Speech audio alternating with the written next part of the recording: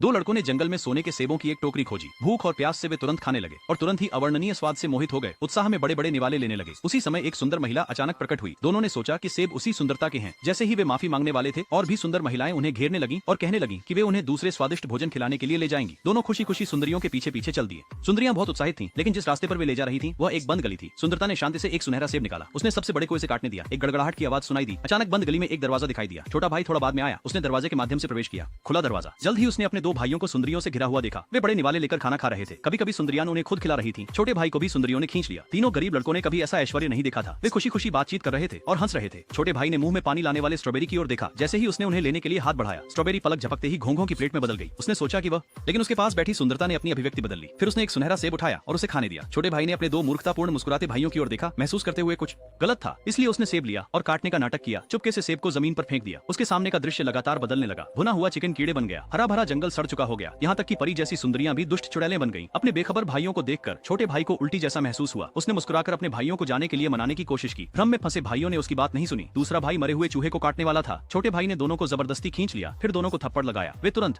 जाग गए। चुड़ैलें उनके जागने की सूचना पाकर उनका पीछा करने और रोकने लगी। सौभाग्य से तीनों गुफा बंद होने से पहले भाग गए। उन्होंने अपनी खजाने की खोज जारी रखी। अचानक छोटे भाई ने मदद की पुकार सुनी। वह अकेले ही इसे देखने दौड़ा। यह निकला कि एक चुड़ैल की नाक फंसी हुई थी।